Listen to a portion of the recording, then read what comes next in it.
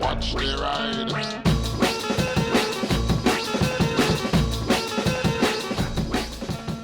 Hey everybody, it's been a little while. I have been quite busy the past few days in the garage. I've got a few things I want to talk about. I've got some mail to open. I've got something very cool to show you. And there's a couple other things I want to talk about. So I'm going to start at the beginning with mail. What have I been sent? I received this quite a while ago. I'm afraid it... Well, there was no note with it. But basically what it is a chain, well, sprockets and a chain. So, God, it stinks. So whoever sent me that, thank you very much, really appreciated. I will put that into my stock to do with. I've had a proper sort out recently and I've got quite a bit of stuff and I'm feeling inspired quite a bit. So yeah, something will happen with that, thank you very much. Okay, so the next thing that arrived, and I got this about a week or so ago, to my PO box. I've actually ripped off the label because the Royal Mail wrote my real address on there again. It appears to be samples of turf. My PO box address, thank you for your recent inquiry. Find enclosed a range of samples and their own characteristics, pile heights and densities to make the most of the... So someone has obviously ordered some samples of turf to me. So if you are artificialgrassdirect.com, sorry, but you're not going to get a sale out of me, but I might use your turf. What we got here? Look at all these different types of grass.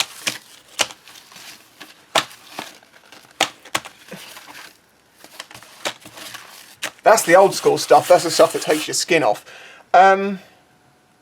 Right. Well, to whoever sent me a load of grass samples, thanks, I guess. I know, we're going to have a grass background for this video. There we go. Hey, artificialgrassdirect.com. You're not sponsoring this video, but you could get in contact. Yeah, whoever sent me this. Why? Oh, it's funny though. Right, I'm going to move on to clocks. I've been making clocks recently. Yes, that's right. I'll get onto my back in a minute, but what clocks have I been making recently? Some very cool ones. So, the first one... I can't remember the number because these aren't signed and they're not on the store yet, but they're going on soon. Apart from this one isn't. This is one that I made.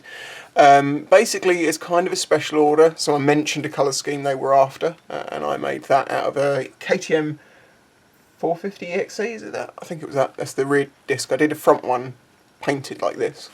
But yeah, so that one I've done. These ones I actually started a long time ago before my back went bad. This one is it's a Brembo disc, and it's from a KTM 690, and it's from Philtonic KTM 690. But again, that one is going on the store, the other one isn't. The only thing I'll say with this one, because this disc is massive and heavy, is if anyone buys it, I will note this on the selling, don't hang it from that hook. On the normally you can, but this is really big and really heavy, and although I'm sure that would take the weight no problem, I think it would probably be easier and more advisable to hang it from, say, this top hole here, which is part of the reason why I've tried to keep everything in line with the top, if you see what I mean. But yeah, very cool one. Thank you, Phil. Really appreciate that. The next one is this little one, which is, let's zoom in. This little one, which is a little desk clock with an insert. There's nothing particularly special about these parts. I think that's from that Aprilia engine I took apart, maybe? I can't remember exactly. But they're just random assortment. But it's a nice little thing. And that'll be going on the store soon. The reason I was saying not so special parts is because there are some very special parts I've made a couple of clocks from, including this one that kind of looks like a little flower. Obviously it's a little desk one, but I've made this in a way that the actual cog is not damaged for a very good reason, so it just lifts off. And then you can push the insert out. It's all serialised on the back. This is from an Aston Martin racing car. The actual model, I'm just getting clarification on. I'm not going to put this on the store until I know exactly what it's from so I can be certain. But I can be certain of where these go. I know this is Aston Martin, it's just working out what model it is. But that will come. But obviously that's going to be on the store. Do expect these to have a bit of a premium because obviously this is not something you get very often. And something you get even less often, there's a little bit of dust on this one. Exactly the same thing. I've made this in a way that it's literally pressed on. and then it just pushes back on. It's a good tight fit. As you can see, it's got a little carbon fibre back. It's got a normal size clock mechanism hidden behind because I couldn't get an insert clock to fit this size. But actually, it turns out looking pretty cool. You can't see that mechanism from the front, and I've shortened and painted hands to match. That is from Team Marussia F1 car. So yeah, very special. I won't be getting anything like this again, I don't think. I got very lucky how I got hold of those. One of those clocks is probably already sold, the other one is going on the store, and the other 3's desk clocks, as it were, they're going on the store too. But not yet. I will make a video announcing when that goes up. If anyone wants to make me an offer beforehand, feel free. But obviously be aware that Aston Martin racing car parts and Formula 1 parts have an inherent value of their own before you turn them into a clock. And that's why I've made them in a way that the part is not damaged. You can actually, this one, there is a small amount of glue holding this central core in that I made to fit it, but if you warmed it up, you actually could push this out if you really wanted to just get the part out of it. But I don't think anyone will do that. But I've made those in a way that I do not damage the item themselves, so it's in itself still that item being intact. I think you get what I'm saying. Right, so obviously I've been making things. How's the back? It's amazing. It's not better by any means, but in the past 3 weeks there has been a noticeable improvement sort of day after day, and I've been trying to do a little bit more here and a little bit there, and I did 3 full days in the past 3 days. I'm paying for it now, but not nearly as bad as I was, a couple of months ago. A couple of months ago I was stuck in bed laying on a water bowl eating handfuls of painkillers just to get by, and now I can do a bit of work and make clocks, and I'm being a lot smarter the way that I do things, but it seems to be going really well. I still have absolutely no idea when those injections are supposed to happen, or if they're even going to continue to do them, because I think by the time I hear I'm probably going to be better, as I've mentioned in the last video. It's still, as I say, it's by no means fixed. It's still a big problem. I'm still getting cramps in my leg occasionally, but I can manage with it better now. And I just want to give I've said this a lot of times, but I really want to thank the people that supported me during the time that I wasn't able to make clocks and stuff. There is only a couple of people now, this felt like in the last week, who've helped support me, and I really appreciate you too, so you know who you are. Oh no, I need to show you something else, and we'll get back to that. I flashed this earlier, didn't I? One of you, who is remaining anonymous, for no particular reason, this is completely legal. It's been deactivated, the pin's been fired. This is the tail end from a mortar shell, from a 60mm mortar shell that someone sent me to add to my collection. It's awesome, thank you so much. You know who you are. I don't know exactly what model it is. It's a 60mm, but it's got these fins are a slightly different shape to everything I can find. Like, there's some that this part's rounded tapered, whereas this is a straight taper. And then the fin, I haven't been able to find a picture of one with this straight taper and those tail fins to find out exactly what this is from. On the cap on the bottom it says TP80 1087, so I assume that means it was made in the 10th month of 87, and TP80 is that fuse number or something. If you don't know what mortars are, basically this is the tail end of it. You drop this down a tube, and it hits the fire. There's a fixed firing pin at the bottom of the tube. Hits that fires the propellant out of here. If you see, it's got gas holes, and it out of the tube. And then on the top of here, which has been removed, as you can tell, is the warhead that when it hits the ground. So yeah, that mortar tubes. Thunk. That's one of them. So cool, thank you. By the way, this is completely legal because it's deactivated. Okay, so back to my point I was making earlier on. So I'm self-employed, and I've noticed, and I didn't know this existed, there was a stigma about people who are self-employed. People think that we're unemployed and lazy. And I just want to clear something up here, because a lot of people did sort of chime in a few times when this has been said, and it's, no, people who are self-employed tend to work a lot more hours, they don't have a minimum wage, we do not get any holiday pay, and we don't get sick benefits. Now, you can get sick benefits. This is where I'm going back to my back, because at one point I was so like, oh my god, what am I going to do?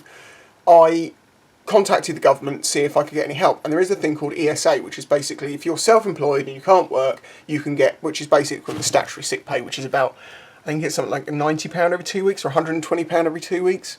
It's not a lot of money, but it would have obviously helped. I haven't, last time I claimed job seekers was when I was like 17, 18 looking for work, and no one would want to employ me. And then I got my job, and I was only on it for a few weeks. Never used any benefits before or since, but I tried, I applied. And there was two things that it came down to. you couldn't earn more than £120 a week, and you couldn't work more than 16 hours. And because I'm honest, I said to them, look, I'm definitely not going to make the £120 a week at the moment, but I will have to work more than 16 hours because I need to make videos. I have to keep my channel alive, because if you don't upload regularly, the algorithm just kills your channel. And I can make videos, obviously sat down like I did, or playing GTA, but that would be classed as work. And I was like, I can definitely not get that under 16 hours, but I can definitely tell you I won't be earning 120. And they said, well, if you're going to work more hours than that, then you can't claim it. I said, well, fine then, I'm not going to lie to you. I said, you've literally basically given me a situation that if I lie to you, you're going to give me money. But I, for some stupid reason, have this sort of moral obligation to just try and be the more honest person. We need more honest people in this world, and I think you can only hope for change by changing yourself. Not that I'm changing myself, I've always been honest, but lead by example. So I said, well, I'm sorry, I can't do that. And they said, well, I'm afraid you can't apply for this then. So basically what that teaches me is I would have got help from the government if I lied. But the thing that really annoys me about it is that, yeah, okay, so if you're working 16 hours in a normal job, you know how much money you're going to make because you have a minimum wage. When you're self-employed, you could work 50 hours in a week and not make any money at all if something didn't go right. And it seems really unfair that people who are self-employed are kind of under this totally different rules. And as I say, it seems like some people think that it's being self-employed is the equivalent of being unemployed. Someone said to me, well, how are you going to explain to an employer why you've been unemployed for the past 2 years? And it's like, I haven't. I've been running a business. Generally, people respect the initiative of someone who, you know, runs their own business. It means you learn about accounting, you learn about everything.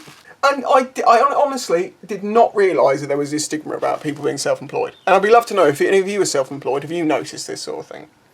But that is a bit of a tangential side note. So my point is basically thank you, as I've said before, to the people who helped to support me through that time until I got back to making clocks again, and the people who continue to do it.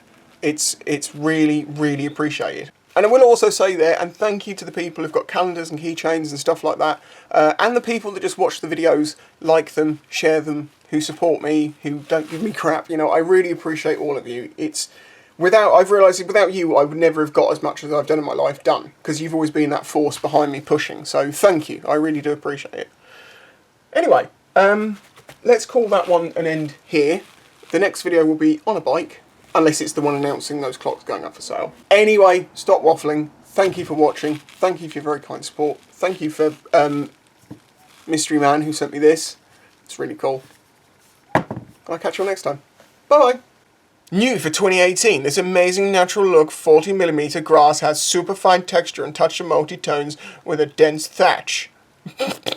I've known some people with a dense thatch.